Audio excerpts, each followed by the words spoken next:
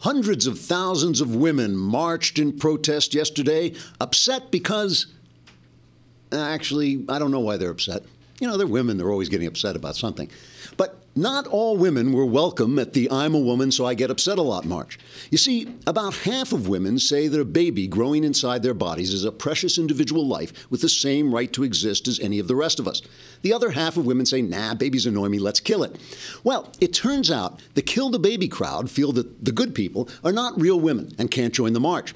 Now, you may say, whoa, wait a minute, how can someone say that a woman is not a woman if she's a woman?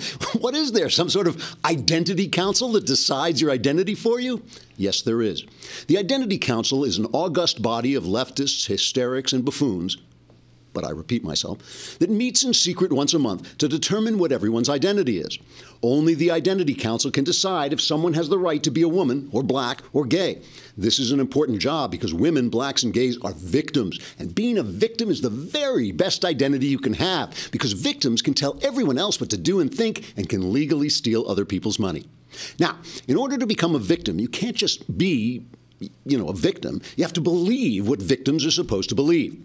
Let's say, for instance, you're a white female gazillionaire pop singer. Wow, aren't you lucky? Not at all. If you believe in abortion, then according to the Identity Council, you're a woman and therefore a victim and can now make speeches about how hard your gazillionaire life is.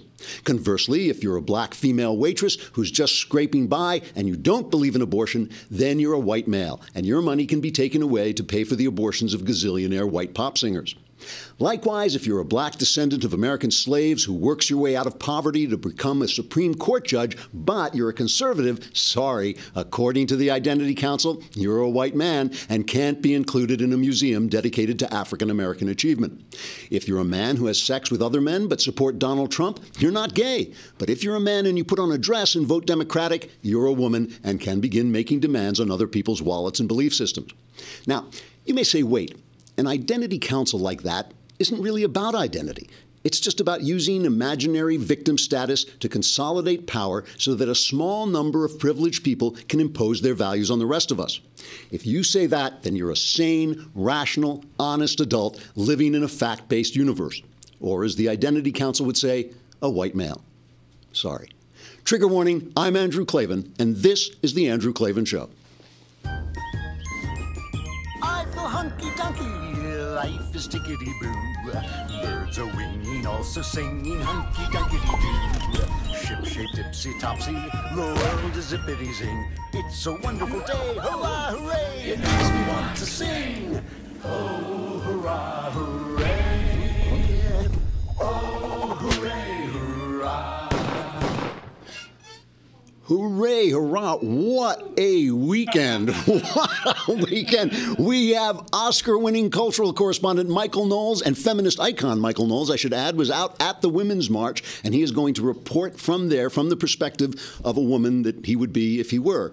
And for the rest of it, I have got to say, this is now, the world has gone insane. The world is now officially crazy. All sides, right, left, everybody is now crazy. This is your island of sanity. We are clinging to the Andrew Klavan Show as an island of sanity. And here's the thing. It's going to be nuts out there, and you're just not going to make it without good underwear. Right? I mean, that's it. I mean, the harder it gets, the better your underwear has to be. And that is why we are selling Mack Weldon. I will tell you, I wore Mack Weldon underwear. This is maybe too much information all weekend long. I hiked in it. I exercised in it.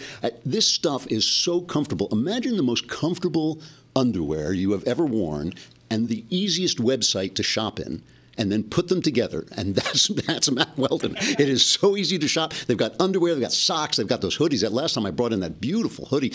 I don't know what they make this stuff out of, but it is just incredibly comfortable. And if you don't like it, you can send the first one back. If you don't like it, they want you to be comfortable, so if you don't like the underwear, you can send it back. Go to MackWeldon.com and you can get 20% off if you use the promo code Klavan. Let me spell that for you. It is K-L-A-V as in Victor, A-N. K-L-A-V as in Victor, A-N will get you 20% off your underwear. It's off the price of the underwear. It's not 20% smaller underwear because that would just be uncomfortable. This is incredibly comfortable underwear. Go there, put in the promo code Klavan, you'll get 20% off at MackWeldon.com. So I got to say, I had the pleasure and privilege of going to Vermont. I told you I was going to go on the Mark Stein show. So it was me and Mark Stein watching the inaugural together, just chatting about what was happening. I was so happy to see Obama's chopper take off. That was so beautiful. My, oh my, what a wonderful day. All right. That's the happiness montage. At this point, Obama is going to be gone forever now. We can't play the happiness montage every day. It's just too long. Many people felt slightly differently about this whole thing and about Trump taking office. I just have to play, before we get into talking about what actually has happened over the weekend, I have to play here's the media reaction. Here's Joe Scarborough talking about what happened in one of the biggest newsrooms in the country. There was somebody that held an extraordinarily important position in American media, in print media, who brought their people together after Hillary Clinton lost and literally said, we did the best we could do. We tried, and we failed. But we did the best we can do. Crying. And there were people crying in this newsroom. I'm not going to say which newsroom it is. It was a very big newsroom. Look. And it said we did the best. You're down to 3 papers. Well, you're damn straight I am. All right, you're down to 3 papers. Actually, he's down to 2 papers because the 3 papers they're talking about are the New York Times, a former newspaper, and the Washington Post, and the Wall Street Journal. And we know it wasn't the Wall Street Journal, right? Because they can live with Trump. So you were talking about the New York Times or the Washington Post. We tried to stop him, but we failed. Boo-hoo, boo-hoo. And if you wanted to see a little bit, you wanted to see the showbiz version of that, all you had to do was turn on Saturday Night Live, where Cecily Strong unbelievably sang a goodbye to Barack Obama from an old Sidney Poitier movie, already kind of weirdly racist and this kind of bizarre thing. But this is To Sir with... Let me just tell you, To Sir with Love, Sidney Poitier plays... This is a genre of film. He plays the teacher who goes into the tough British neighborhood and tames the kids and teaches them. And they're all so grateful to him that they sing this song. It becomes the theme song. She's singing it to Barack Obama. Listen to this. Those schoolgirl days of telling tales and biting nails are gone. But in my mind,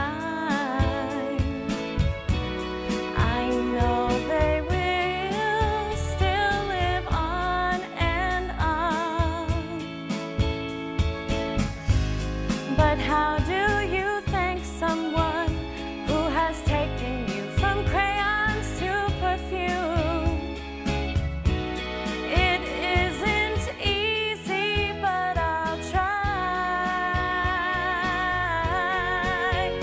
If you wanted the sky, A little pitchy, darling, a little pitchy, but we'll move you on to the next round. What the hell are these people talking about? It's so disgusting. This is the president of the United States. He took us. Thank you for taking us from crayons to perfume. I mean, that's not creepy. I'm sorry. And then To Sir with Love. I mean, unbelievable. These guys are fit for fascism. They are cut out for the fascist mold. And I was so delighted to see that dude take off. And my feeling is, fare thee well, my friend, and have a great retirement.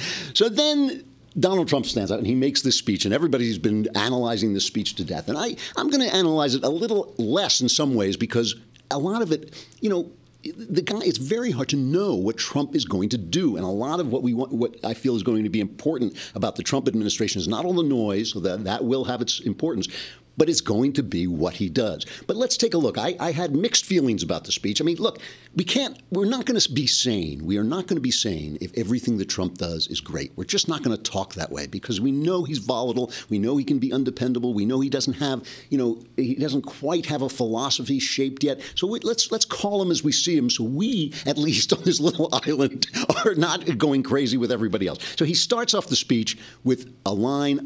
I almost, when I say I could have written it myself, I actually suggested a line just like this to the Ted Cruz campaign when Cruz was still running. Let's hear this opening thing where he talks about giving power back to the people. Today, we are not merely transferring power from one administration to another or from one party to another, but we are transferring power from Washington, D.C., and giving it back to you, the people. For too long, a small group in our nation's capital has reaped the rewards of government while the people have borne the cost. Washington flourished, but the people did not share in its wealth. Politicians prospered, but the jobs left and the factories closed. The establishment protected itself, but not the citizens of our country. Their victories have not been your victories. Their triumphs have not been your triumphs. And while they celebrated in our nation's capital, there was little to celebrate for struggling families all across our land. So I love this. I mean, this is not only speaking the hearts of the people who elected him, it's also speaking the intentions of the founders. This is what it's supposed to be, government of the people, by the people, and for the people. And that's what it has not been. A man who rules with a pen and a phone, a guy who passes executive orders, who doesn't care if the other party, you know, defies him every step of the way. He's just going to do it himself. That is not government by the people. A guy who rules by regulation, which Obama has done. It's a very underreported story, but the regulations in this country have exploded, and that means every little thing you do, some unelected bureaucrat can come and take you out. This is great stuff. And I love the press. The press always finds one word. They have a talking point, and they all use it. So everybody's dark. It was a dark speech. What I love about this is that the left can come out and say, if we don't stop driving cars, the world will be destroyed. That's not dark. That's not dark because everybody knows it's not true. In the same way that when Barack Obama says he opposed gay marriage, they never hold that against him because everybody knew it wasn't true. The problem is when Trump talks, he kind of means some of this stuff, and they think like, oh, well, wait, we're going to be blamed for what we did to this country? That's not good. Then he goes on and he goes into something I guess we can call some kind of neo-isolationism, talking about the fact that we're no longer going to try to impose our way of life on the world. We will seek friendship and goodwill with the nations of the world, but we do so with the understanding that it is the right of all nations to put their own interests first. We do not seek to impose our way of life on anyone, but rather to let it shine as an example. We will shine for everyone to follow.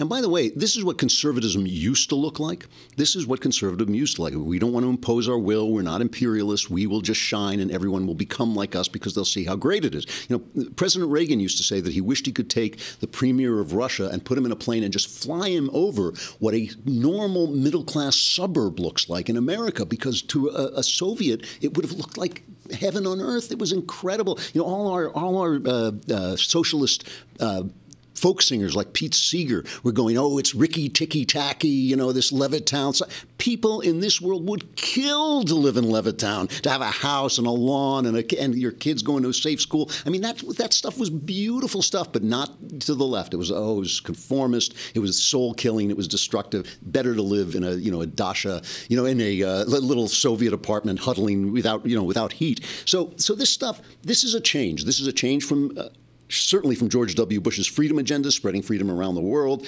It's even a change from the kind of post-war idea that now we are the leaders of the world and we are going to transform everybody into us.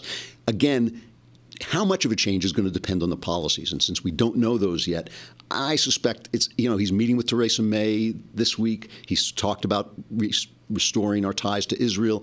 I feel like it's probably going to look a little bit more like Reagan than it does like, that George W. Bush. So I was not too concerned that we're going to get seriously isolationist in a world where if you become isolationist very quickly, the bad guys are at your door. I mean, that was the lesson of World War II. You can't stay isolationist forever because the bad guys, one day there's a knock at the door and you open it up and it's Hitler, It's not a great idea. So finally there was this trade stuff, which has bothered me about Trump from the very beginning. It continues to bother me. Here he is on trade.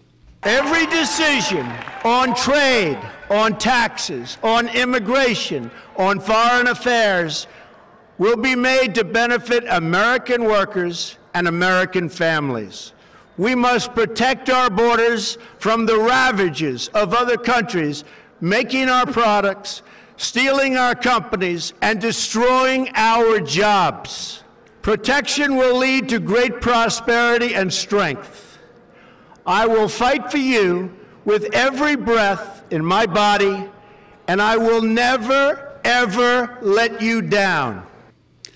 Two things about this, and then we're going to have to say goodbye to Facebook and YouTube. But before I do, just two things about this. One is protectionism never works. It just never works. The only thing about that is, I'll say, in Trump's favor, is he's a practical guy. He's not an ideologue. If he does protectionist things like Nixon did and it doesn't work, he'll probably change it. You know, it's the wrong way to go. But who knows what his policies are going to be? We're not sure yet.